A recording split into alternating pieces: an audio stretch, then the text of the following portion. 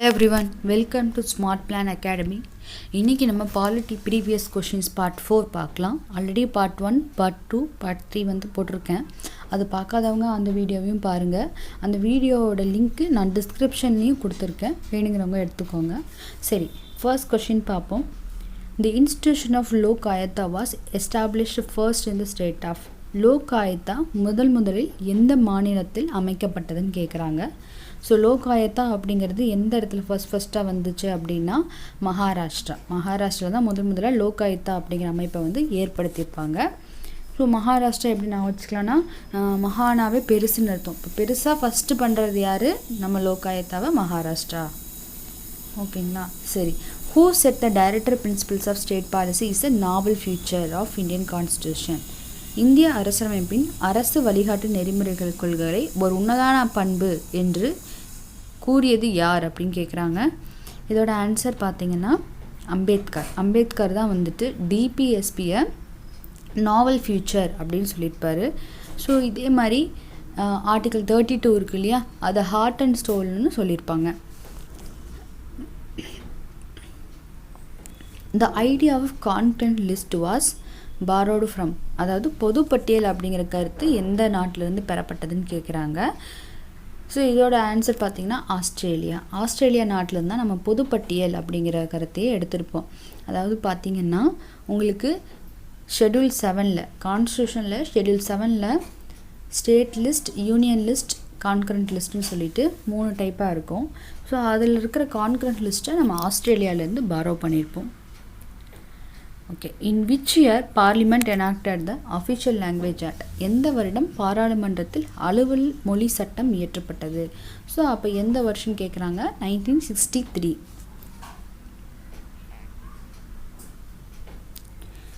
The members of Central Administrative Tribunal are given status of judges of a High Court from an amendment in the year. அதாவது மத்திய தீர்ப்பாய உறுப்பினர்களுக்கு உயர்நீதிமன்ற நீதிபதிக்கான அந்தஸ்து வழங்கப்பட்ட சட்ட திருத்தம் மேற்கொள்ளப்பட்ட ஆண்டுன்னு கேட்குறாங்க. ஸோ அவங்களுக்கு உயர்நீதிமன்ற நீதிபதிக்கு இணையான அந்தஸ்து எந்த சட்ட திருத்தத்தின்படி கொடுத்துருக்காங்கன்னு கேட்டிருக்காங்க. 2006 ஆண்டு சட்ட திருத்தத்தின்படி. Okay, what is aim of Pradhan Mantri Gram சடோக் Yojana? பிரதம மந்திரி கிராம சடோக் யோஜனா திட்டத்தின் நோக்கம் என்னன்னு கேட்குறாங்க. இல்லை சடக் அப்படின்னாலே ரோடுன்னு அர்த்தம்.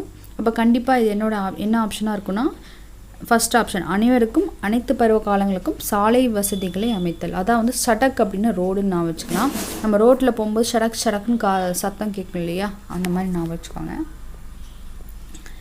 Which one of the following parliamentary committee is a semi-judicial in nature?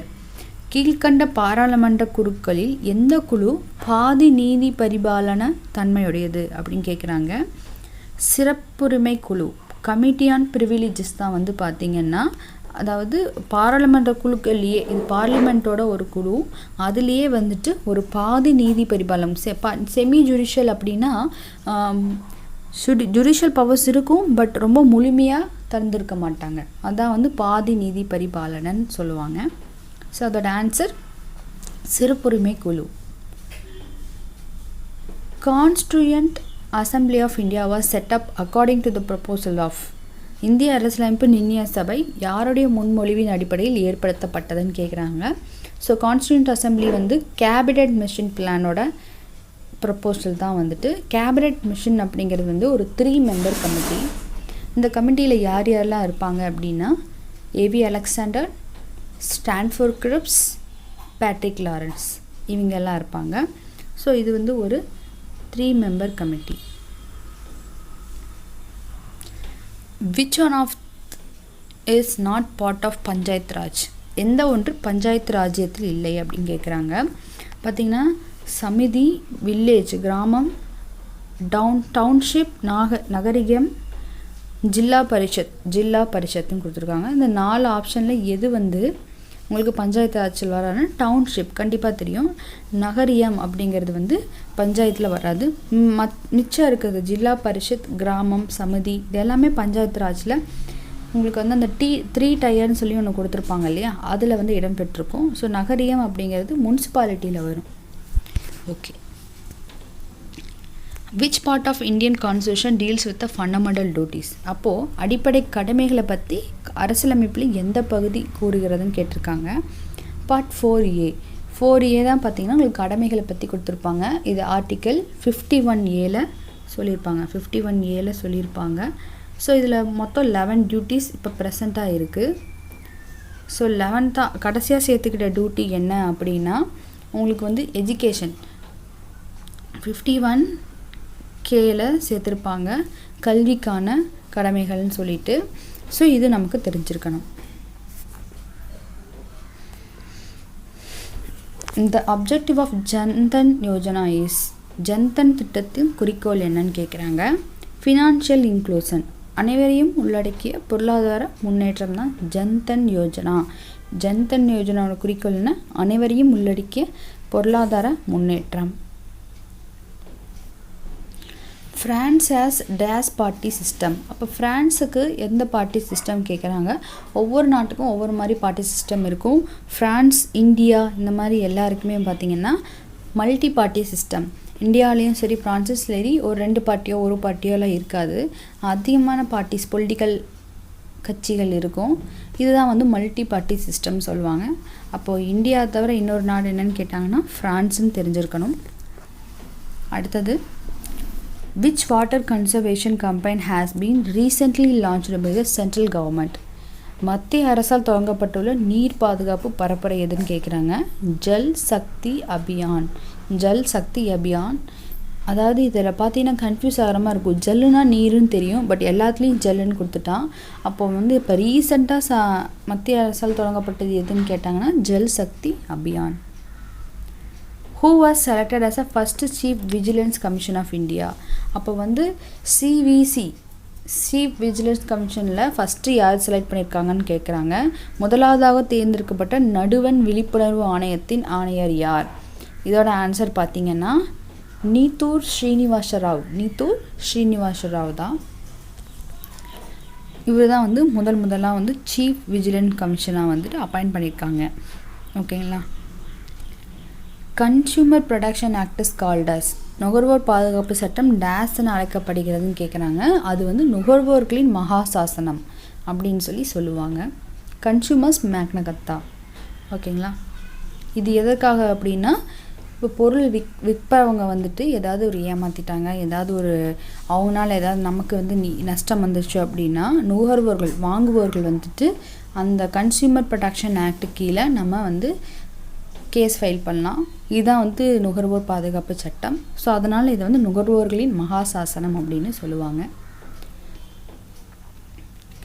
In which model of elections the president and the vice president, the members of Rajya Sabha are electedன்னு கேட்குறாங்க.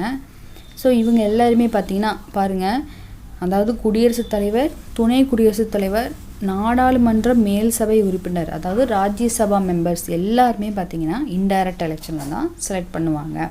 இப்போ யார் டைரக்ட் எலெக்ஷன் கேட்டால் லோக்சபாவில் உறுப்பினர்கள், இவங்க direct election. ஓகேங்களா. In which of the following statements are correct? சரி, first பாருங்கள், ஆளுநரின் பதவிக்காலம் 5 ஆண்டுகள் அப்படின்னு கொடுத்துருக்காங்க. கவர்னரோட டேர்ம் வந்து 5 years. ஆளுநரின் பதவிக்காலம் முடிவடைந்த போதிலும் கூட பின்னர் வருபவர் பதவியேற்கும் வரை அவர் பதவியில் தொடர்கிறார் அப்படின்னு சொல்லியிருக்காங்க. 2வது விஷயம், he can remain in office till successor enters upon the office of the governor. So இந்த ரெண்டுமே பார்த்தீங்கன்னா கரெக்ட். ஏன்னா ஆளுநர் பதவிக்காலம் 5 ஆண்டுகள் தான் கவர்னருக்கு. ஸோ அவர் அடுத்த சக்சஸர் வர வரைக்கும் அவர் வந்து அவங்களோட பதவியில் இருக்கலாம்.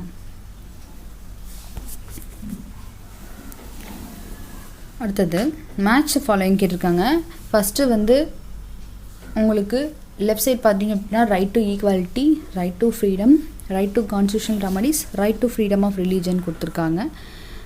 இந்த சைடு உங்களுக்கு ரைட் சைட் பார்த்தீங்கன்னா article 25 to 28, article 14 to 18, article 19 to 22, article 32. இதோட ஆன்சர் பார்த்தீங்கன்னா ஏ. என்னென்னா 2341, அதாவது ரைட் டு ஈக்குவாலிட்டி அப்படின்னா ஆர்டிகல் 14லேருந்து 18 வரைக்கும் சொல்லியிருப்பாங்க. ரைட் டு ஃப்ரீடம் அப்படிங்கிறது ஆர்டிகல் 19லேருந்து 22 வரைக்கும் சொல்லியிருப்பாங்க. ரைட் டு கான்ஸ்டியூஷனல் ரெமடிஸ் அப்படிங்கிறது ஆர்டிகல் 32. அதே மாதிரி right to freedom of religion அப்படிங்கிறது 25லேருந்து 28. ஓகேங்களா. இந்த 32 தான் வந்துட்டு உங்களுக்கு 5 டைப் ஆஃப் ரிட்ஸை பற்றி சொல்லியிருக்கோம். இது ஹார்ட் அண்ட் ஸ்டோல் ஆஃப் கான்ஸ்டியூஷன்னு சொல்லி ஆர்டிகல் 32 வந்து சொல்லுவாங்க. ஓகேங்களா. இது வந்து கான்ஸ்டியூஷனல் ரெமடிஸ் அப்படின்னு சொல்லுவாங்க. ஓகே, தமிழ்லேயும் கொஸ்டின்ஸ் பார்த்துக்கோங்க.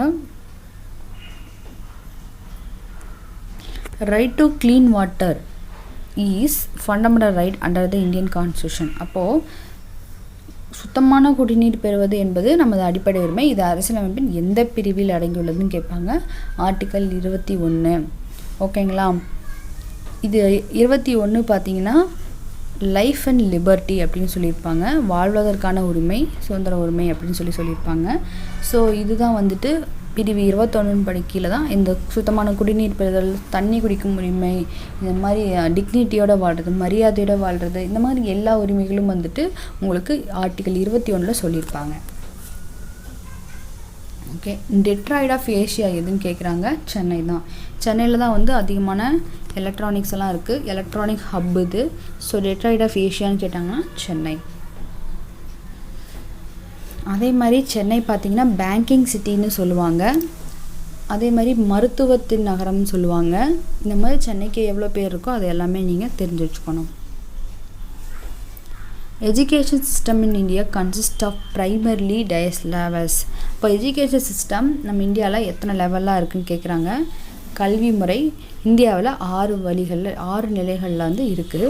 இது ஒவ்வொன்றும் நீங்கள் வந்து தெரிஞ்சு வச்சுக்கணும். ஸோ 6 நிலைகள் இருக்கிறவங்க வந்து கண்டிப்பாக தெரிஞ்சு வச்சுக்கணும். இதுக்கு ஈஸியாக நான் வச்சுக்கலாம் அப்படின்னா நம்ம 12th வரைக்கும் படிக்கிறோம். 12ல் பார்த்து 6 அப்படின்னு நான் வச்சுக்கோங்க. Which of the following statement is not correct. எந்த கூற்று தவறானதுன்னு கேட்குறாங்க. இது கொஞ்சம் ஹிஸ்ட்ரி உங்களுக்கு வந்துடுச்சு. சிந்து சமவெளி மக்கள் சுட்ட செங்கற்களை பயன்படுத்தினர். சுமார் 4700 ஆண்டுகளுக்கு முன்பு இந்நாகரிகம் வளர்ந்தது. ஹரப்பா என்ற சிந்து மொழி சொல்லுக்கு புதைகின்ற நகரம் என்பது பொருள். சதுர வடிவிலான நூற்றுக்கணக்கான முத்திரைகள் இங்கு கண்டெடுக்கப்பட்டன. இப்போ வந்து டி தான் கரெக்டு. ஓகேங்களா. நடுவில் ஹிஸ்ட்ரி வந்துடுச்சு, ஜஸ்ட்டு தெரிஞ்சுக்கோங்க அதை. Which article of the Indian Constitution talks about the taxes levied and collected by the Union but assigned to the state? அதாவது மத்திய அரசால் விதிக்கப்படும் வசூலிக்கப்படும் மாநிலங்களுக்கு ஒதுக்கக்கூடிய வளங்கள் பற்றி குறிப்பிடும் இந்திய அரசியலமைப்பு சட்டத்தின் சரத்து என்னன்னு கேட்குறாங்க. அதாவது டேக்ஸஸ் பற்றி சொல்லியிருக்காங்க. அது வந்து எத்தனாவது விதி அப்படின்னா 269. Okay, central vigilance commission was established on the recommendation of. அதாவது டேஸ் குழுவின் பரிந்துரையின் அடிப்படையில் மத்திய கண்காணிப்பு ஆணையம் அமைக்கப்பட்டதுன்னு கேட்குறாங்க. சந்தானம் ஊழல் தடுப்பு குழு தான். சந்தானம் கமிட்டி தான் வந்துட்டு பரிந்துரையின் பேரில் மத்திய கண்காணிப்பு ஆணையம் அப்படிங்கிறது உருவாக்கப்பட்டிருப்பாங்க. So option C. Chief justice and other judges of Indian supreme court are appointed by. இந்திய உச்சநீதிமன்றத்தின் தலைமை நீதிமன்றம் மற்றும் பிற நீதிபதிகளை நியமிப்பவர் யாருன்னா பிரசிடென்ட்டு தான். பிரசிடென்ட்டு தான் வந்து இவங்களை நியமிப்பார். So chief justice and other judges of Indian supreme court. ஓகேங்களா. சரி, இதில் பார்த்தீங்க அப்படின்னா உங்களுக்கு ஜட்ஜஸ் கேஸ் பற்றி ஒன்று கொலீஜியம் அப்படின்னா என்னன்னு சொல்லிட்டு நாங்கள் ஒரு வீடியோ போட்டிருப்போம். அந்த வீடியோவை பார்க்காதவங்க பார்த்துட்டு வாங்க. அதில் கொலீஜியம்னா என்ன, எப்படி அப்பாயிண்ட் பண்ணுவாங்க எல்லாமே வந்து தெளிவாக சொல்லியிருப்பாங்க. அதோட லிங்க்கும் நான் உங்களுக்கு டிஸ்கிரிப்ஷனில் கொடுக்குறேன். Which amendment has made provisions related to நகர்பாலிகாஸ். அதாவது நகர்பாலிகா சட்டம் சார்ந்த சட்டத்திருத்தம் என்னன்னு கேட்குறாங்க. 74வது சட்டத்திருத்தம். அதாவது முனிசிபாலிட்டிஸ் தான் வந்து நகர்பாலிகான்னு சொல்லுவாங்க. ஸோ 73 பார்த்தீங்கன்னா பஞ்சாயத்து ராஜ், 74 நகர்பாலிகா அதாவது முனிசிபாலிட்டி.